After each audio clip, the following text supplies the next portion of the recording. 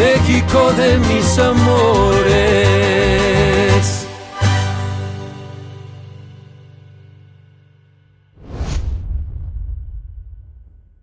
Bienvenido a una edición más de Aguascalientes, ¿cómo vamos?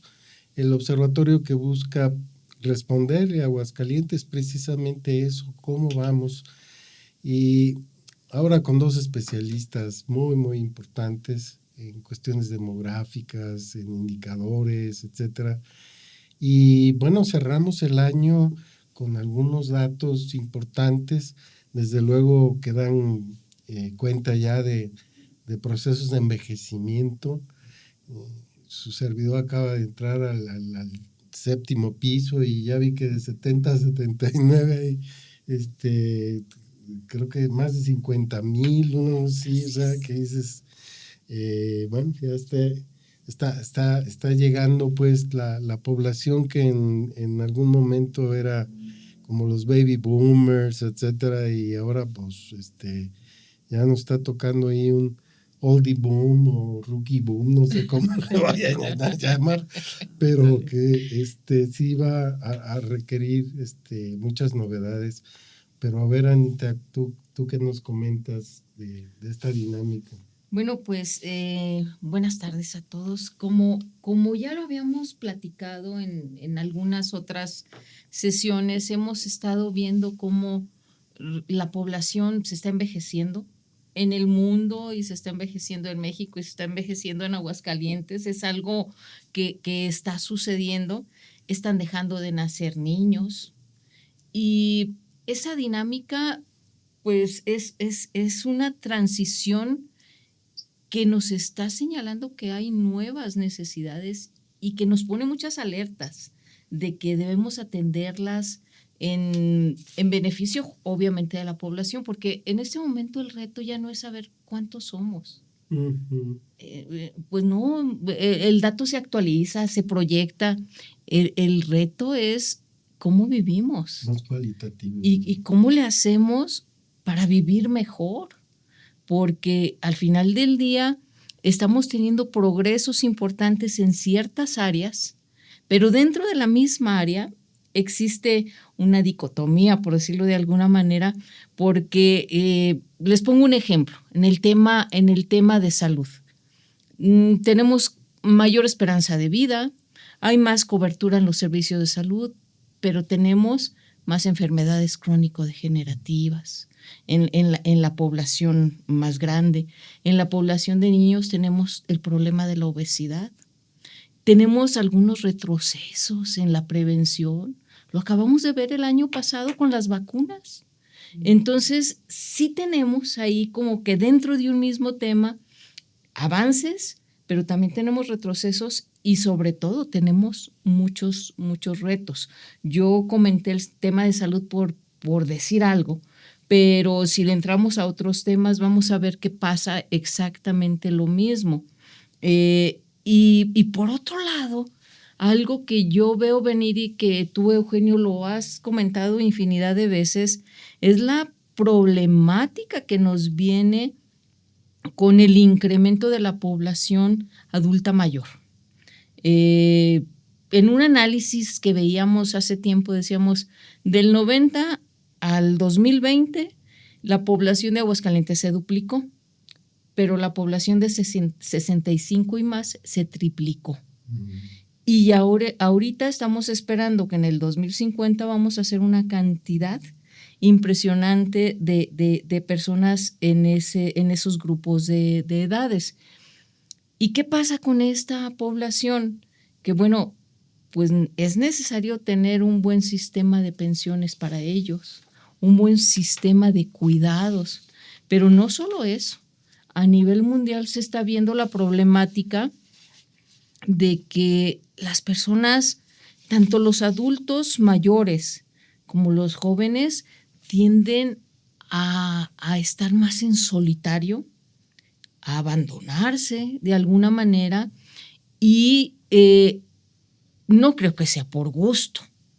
Debe haber alguna razón que los hace no querer relacionarse y este es un problema todavía mayor porque, bueno, pues nos lleva a temas de salud mental, nos lleva a temas de depresión e incluso en ocasiones hasta el suicidio.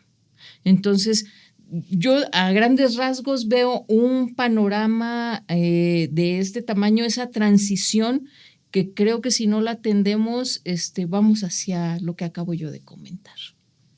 Sí, oye, Tomás, pero bueno, cierto, dentro de las próximas décadas vamos a perder 100,000 infantes y vamos a ganar 300,000 adultos mayores, pero luego la distribución geográfica, ahora que estuvimos en la Ribera, ¿no? Que tiene 48,000 habitantes esa zona de San Pancho, pero que de acuerdo al índice de duplicación, pues en el 2030 ya va a andar cerca de los 100,000 y va a requerir cualquier cantidad de servicios, de equipamiento. Bueno, hace 100 años que Aguascalientes tenía 100,000 habitantes, los que va a tener ese puntito ahí, nada más de que es la delegación de Puertecito de la Virgen del municipio de San Francisco de los Romo, ¿verdad? Tú que venías platicando incluso de estos municipios que pues tienen un poquito de haberse creado, y cómo han tenido diferentes formas de vivir. Efectivamente, pues buenas tardes y bueno, muy complacido de estar aquí con ustedes y platicar de este asunto que me gusta mucho, ¿no? Bien lo mencionas, bueno, ahorita el estado de Aguascalientes se estima que su población ya rebasó el 1,500,000, por ahí del orden de 1,550,000. Y tenemos que, pues sí, y lo hemos también platicado muchas veces contigo, con ustedes, del gran papel, la dinámica que representa la ciudad y el municipio de Aguascalientes, ¿no?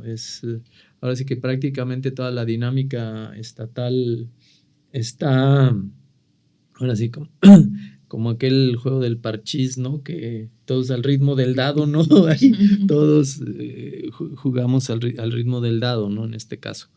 Entonces, tú lo mencionas, la tercera parte de la población del estado está en el municipio de Aguascalientes.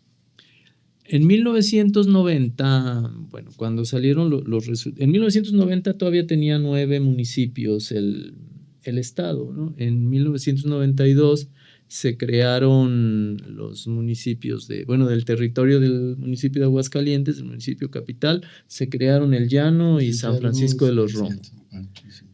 Pero bueno, cuando salieron los resultados del censo, en ese momento todavía no estaba todo el equipamiento que ahora se cuenta, la temporalidad para generar los resultados pues era mayor que ahora, ¿no?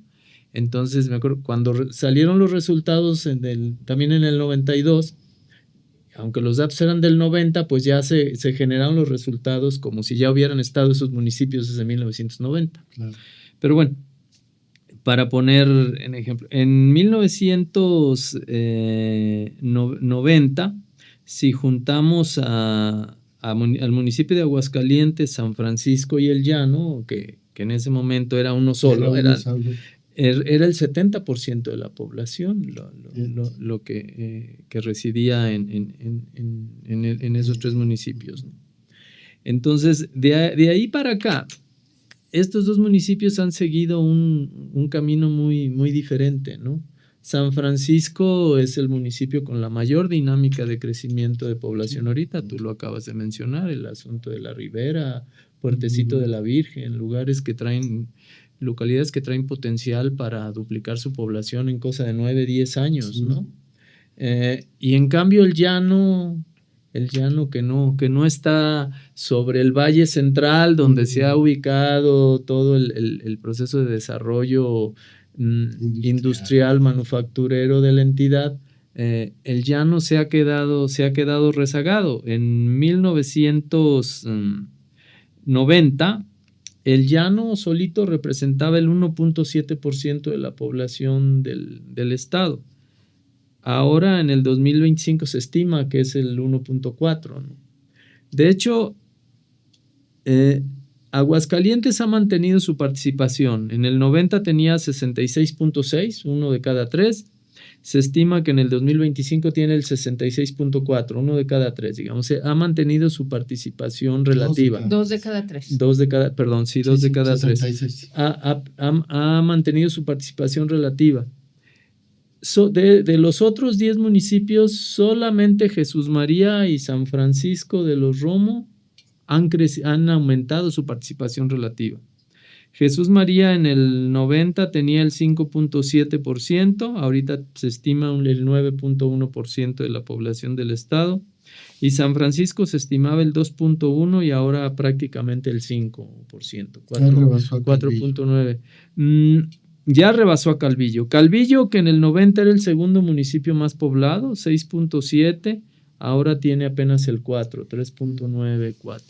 Entonces, de alguna manera, siendo un estado tan pequeño, no deja de llamar la atención cómo no se ha logrado hacer que el proceso homogeneizar esto. Proceso. A lo mejor digo la cosa muy simplista, poniendo como sinónimo de relativamente progreso el hecho de que la población crezca, pero algo te dice por qué crece en unos sí y en otros no. Uh-huh. Y en los que crece te das cuenta que son los que están más ligados a los centros de trabajo, a los mayores centros de servicio, ¿no? Que están básicamente aquí en la ciudad y sobre el Valle Central, sobre el eje del Valle Central, y los demás se han ido quedando ahí rezagados, ¿no? Entonces, fíjate, simplemente juntando a los 3 municipios que conforman el área metropolitana de la ciudad, obviamente Aguascalientes, Jesús María y San Francisco, en el 90 tenían el 74.4% de la población. Ahora prácticamente 3 de cada 4. Ahora tienen el 80% de la población, ¿no? Entonces, 4 de cada 5. Una ciudad sin estado, ¿no? Uh-huh, sí, de alguna manera como que se lo viene, sí, lo viene engullendo. Bueno, ahí lo veíamos y precisamente en la década de los 90 fue cuando da ese salto cualitativo, ¿no? De brincar sus propios límites municipales, ¿no? Para agenciarse, atraer a otros, y básicamente Jesús María y San Francisco, que son los más cercanos hacia el norte, ¿no? El eje del Valle de Aguascalientes. Pero con el proceso de envejecimiento, a ver, los viejos nos quedamos en el poniente, los jóvenes están en el oriente. Pero no tienen todo lo necesario. Estaba viendo la línea verde, hay 100,000 chavos y chavas en edad escolar, y hay 100 escuelas. Uno diría, pues 100 escuelas, pero una escuela por cada 1,000, cuando en el centro tenemos uno por cada 100. O sea, como que no estamos equipando, ¿verdad?, lo necesario. Ese es justamente uno de los retos que yo hablaba hace un rato, donde yo decía, pues ahora el reto es darle a cada quien lo que necesita. Claro. Hay una reconformación de la estructura poblacional. Obviamente cambian las necesidades. Si antes teníamos muchos niños y teníamos muchas escuelas, pero estos niños vivían en la parte central de la ciudad, pues entonces se construyeron las escuelas allí. Ahora ya no tenemos tantos niños y tenemos una ciudad mucho más extendida.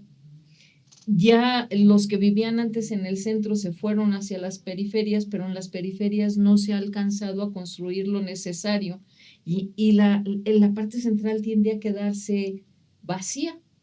¿Por qué? Porque hubo un proceso de envejecimiento y los niños que vivieron en el centro ahora se fueron a formar familia regularmente al oriente, porque es donde están las familias jóvenes. ¿Y qué pasa con la población mayor?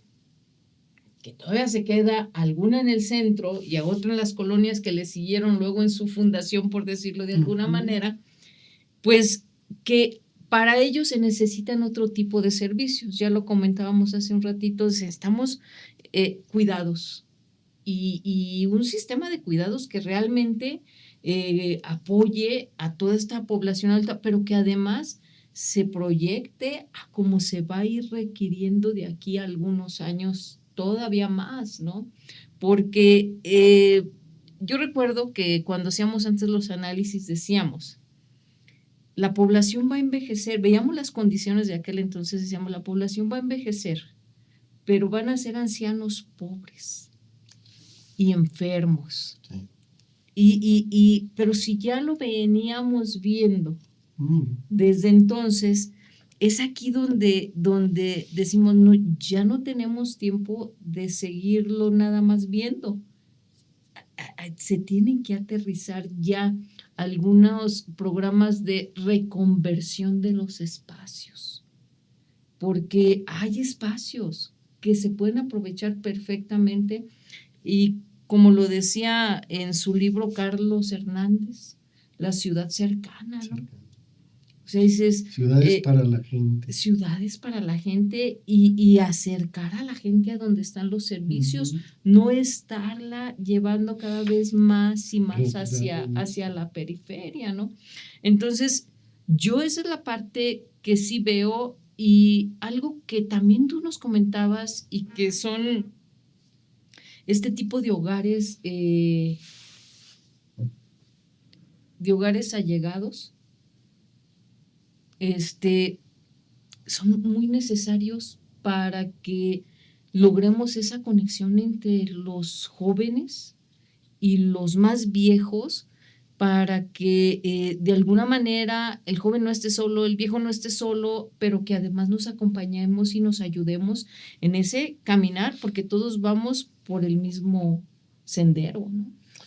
Sí, quizás aquí sea gigante esta necesidad de contar con una sociedad civil fuerte, porque el político ve para sus 3 años, para sus 6 años, no, pero no voy a alcanzar a inaugurar eso, no, entonces eso lo dejamos para después. Entonces, todas las obras estratégicas en términos de futuribles y futurables, ¿no?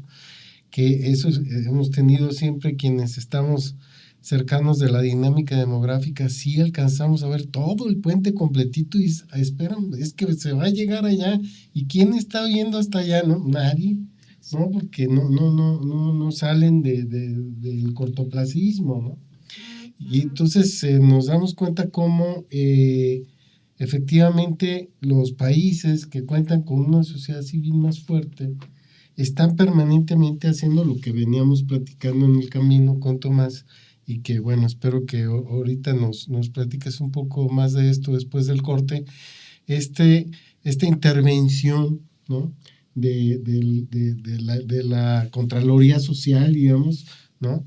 Que está viendo permanentemente las cosas de tal suerte que le exija a la autoridad decir, no, espérame, ahorita no gastes en eso, o diseñalo mejor, o etcétera, porque incurrimos con frecuencia en errores graves.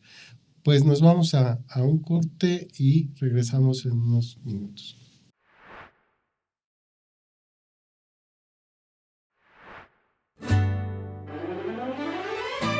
¿Cómo despierta México? Así despierta México. Descúbrelo en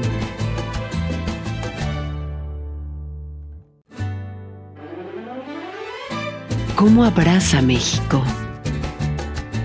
Así abraza México.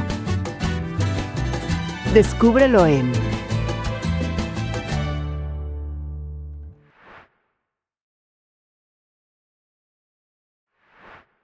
Bien, continuamos con esta entrega para Aguascalientes, cómo vamos, sobre dinámica demográfica, pero también como estar dibujando todos estos procesos en un territorio, pero con contenidos, con equipamiento, etcétera. Cómo la escala humana se está gigantando, ¿verdad? Es decir, es que debe tener la gente cercana a su escuela, su centro de salud, su lugar de abastecimiento, etcétera, porque esto de que la gente tenga que transportarse y gastar hasta un 20% del tiempo e incluso del salario en poder llegar a su trabajo apenas, ¿no? De decir, bueno, y ya hice de 2 horas y apenas voy a empezar a trabajar. Este, es verdad que tenemos que ir viendo cómo estas escalas permitan una mayor integración, ¿no? De la vida. Sí, sí, totalmente de acuerdo con lo que plantean, ¿no? Y yo creo que pues no podemos negar que, bueno, en la medida que ha ido creciendo la población, los grandes esfuerzos que se han hecho en este país y en muchos países, pero sí, de manera individual, ¿no? Si vemos, no sé, la inversión en materia escolar en este país ha sido impresionante, ¿no? Y en todos lados la construcción de escuelas de los 70s del siglo pasado para acá, bueno, es verdaderamente impresionante. En materia de salud, igual la cantidad de clínicas, vivienda, no se diga, la construcción de vivienda. Si vemos yo creo que si vemos de manera individual cada uno de estos grandes sectores de desarrollo de una sociedad, los esfuerzos y las inversiones son impresionantes, pero sí no hay ese elemento que los unifique, que los relacione, ¿no? Que los relacione, que los concatene para enfilarnos hacia lo que sería un proceso de desarrollo y de mejora, de bienestar que sea, que abarque a prácticamente a todos y que sea lo más equitativo posible. Y creo que y el aspecto demográfico sería uno de los elementos que nos daría este asunto, ¿no? Pensando lo que mencionaba Ana María hace un rato con el asunto del proceso de envejecimiento. Y voy a tomar también como caso el asunto de la construcción de vivienda y sobre todo en nuestro caso al oriente de la ciudad, al oriente del estado, ¿no? Que es hacia donde también se ha dado el mayor crecimiento físico, ¿no? Sobre todo de la ciudad. Se ha construido una cantidad impresionante de vivienda, pero se ha buscado efectivamente solucionar el problema de la carencia de las familias de tener una vivienda. Pero si esto se hubiera pensado también ya con una visión demográfica hacia el proceso de envejecimiento, pues yo cuestionaría para empezar el tamaño de los terrenos, el tamaño de las viviendas, ¿no? El tamaño de las viviendas. El no tener muchas viviendas, o sea, para aprovechar el espacio, las tienes que hacer en 2, 3 niveles, 2, 3 plantas, y por lo general las habitaciones se van a las plantas superiores, y ya cuando tienes un viejo, o ya no sube o ya no baja, ¿no? O si te tocó que le agarró, ya no puede bajar. Entonces, pensar en algo que combinara las dos cosas, solucionar la necesidad de vivienda, que es básica, es fundamental. Cuando la familia está joven no hay mayor problema, ¿no? Y como todo el mundo dice, aunque sea chiquita, escuchas a tantas gentes que te dicen, aunque sea chiquita, pero prefiero, es mi casa y esto, ¿no? Pero luego viene el asunto de cuando ya las personas van envejeciendo, este proceso que además es irreversible, ¿no? En términos de tendencias demográficas, ¿no? A no ser que los acabes en una explosión o yo qué sé, no, pero este es un proceso irreversible, ¿no? Ahí va, ¿no?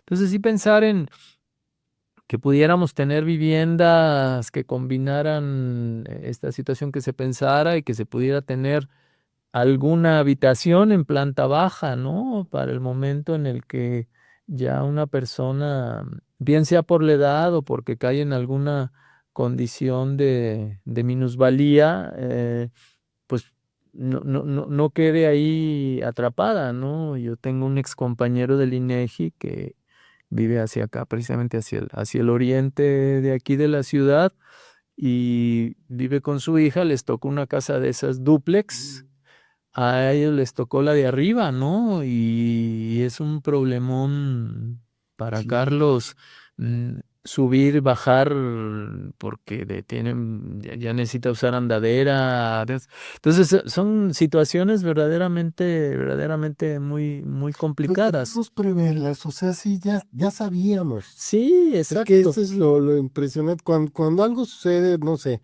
efecto Trump, no, es que quién ibas a pensar que iban a elegir en los Estados Unidos una persona así y que es tan dubitativo que de repente te quiere pulverizar o hacer y cobrar y tal.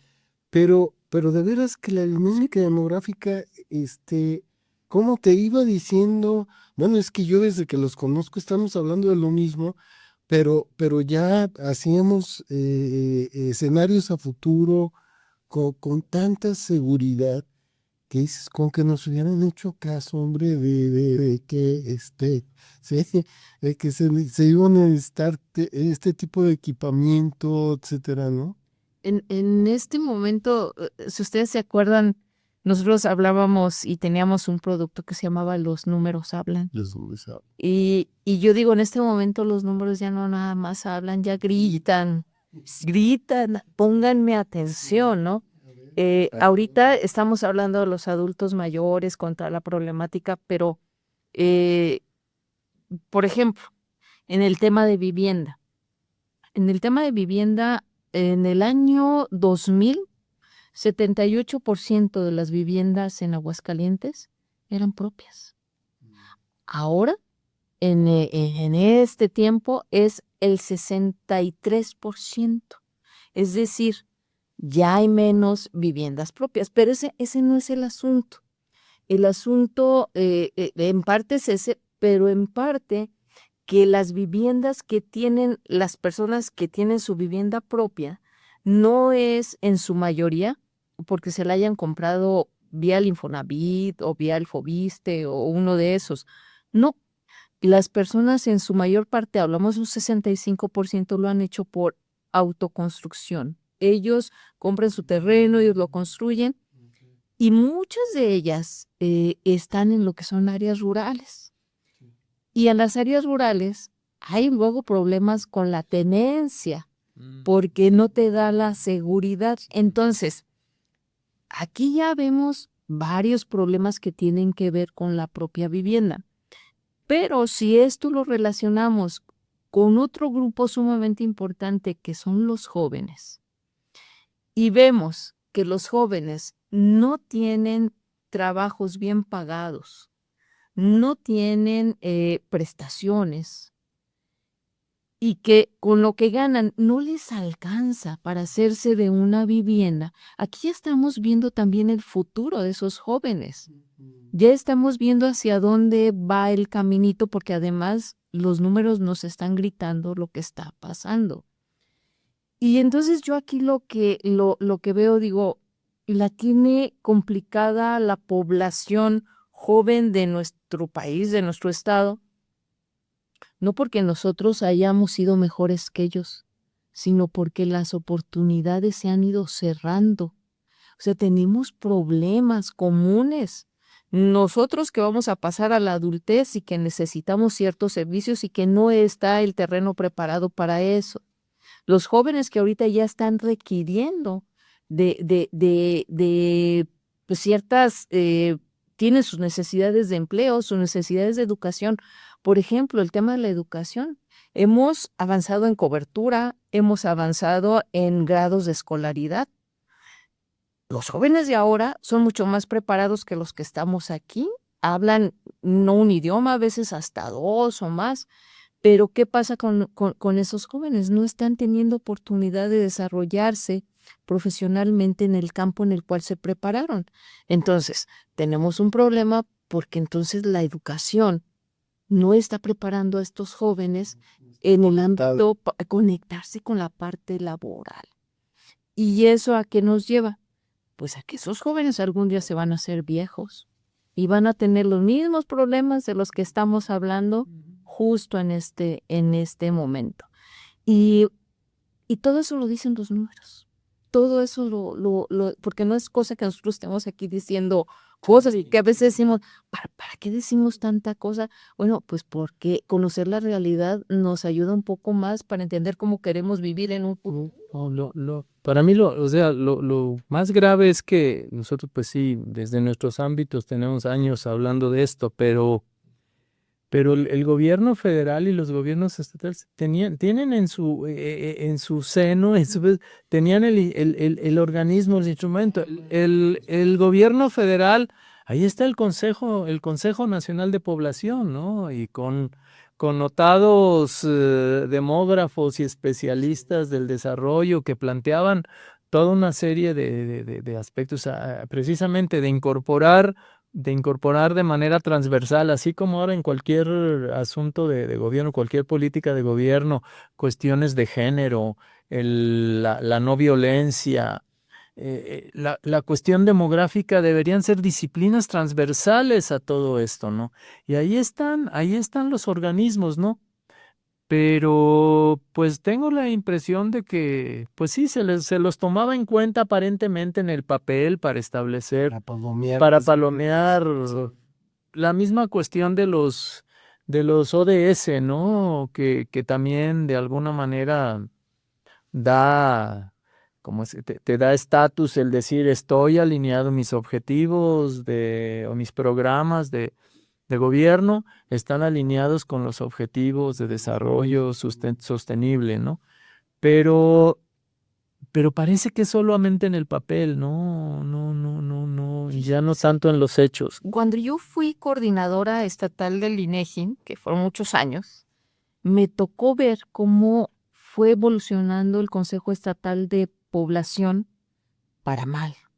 A mí me tocó trabajar con un consejo muy activo, que me emocionaba trabajar con ese consejo porque yo proporcionaba datos duros, pero allí había todo un laboratorio parecía un ejército, no sé cuántos era, pero era todo un laboratorio que luego presentaban análisis y hacían recomendaciones. Y no solo eso, había una capacidad organizativa con todas las dependencias que tenían que ver, obviamente, con el tema de población. Y eso era muy, muy bueno porque creo yo que se le estaba poniendo atención a la población en aquel entonces, como debía hacerse el análisis, presentar pues situaciones que había que tener en atención específica. Pero luego, pues que ya pasó de ser una oficina relativamente autónoma, con cierta autonomía, pues que ya pasó a formar parte de una oficina de quién sabe quién, y luego ya pasó, y la última que a mí me tocó, porque me tocó estar en la parte de gobierno, aunque sea un ratito, pues me toca ver que el Consejo Estatal de Población estaba olvidado por ahí, con una sola persona, que realmente, pues, no Tenía el perfil. ni entendía el tema, no tenía los recursos para hacer el análisis, para presentar algunas alertas en el tema de población. Y bueno, fuimos de más a menos. Y no sé si esto, que a mí me tocó vivirlo en Aguascalientes, yo no sé si es lo mismo que pasó en el resto del país. Pero aquí fue muy, muy notorio pues ahora sí, ese descenso en el tema poblacional en cuestión de importancia, que se le dio a la oficina en particular. Sí, incluso, fíjate, estaba el otro día viendo papeles, el grupo interinstitucional de información y población que teníamos al que llevaba la estadística de cada una de las dependencias y eso, llegó a tener 100 miembros. Sí. Es impresionante, o sea, no solo era, bueno, pues el grupito ahí del consejo, sino esta derivación que permitían vasos comunicantes y que te hablan, oye, que si tienes datos de tal, sí tengo y ahorita te paso, sí. Eso, cómo funcionaba bien. Y me ha seguido tocando, curiosamente, hoy en la mañana fue de esos días de que, ay, pero es que vamos a necesitar datos y tú sí tienes datos, y, oye, pero tienes 64 gentes ahí en tu secretaría, ninguno me meta datos, así como para que te surta. Sí hace mucha falta eso y sobre todo aplicarlo. Me acordé de John Dewey, un estadístico norteamericano que decía, en Dios confiamos, los demás traigan datos, ¿no? Entonces, nos vamos a un corte, regresamos en un momento, gracias.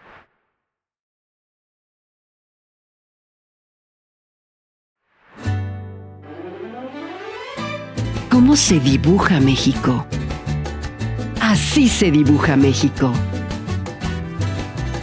Descúbrelo en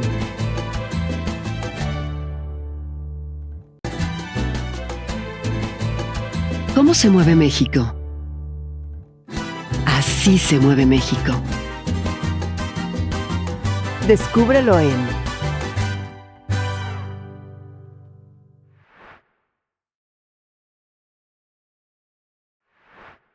Sí, continuamos con la tercera etapa esta de las conclusiones sobre estos temas. Y sí, efectivamente, pues decíamos, necesitamos sociedad civil fuerte. De hecho, hay una estadística que aparece sobre cuáles países tienen sociedades fuertes.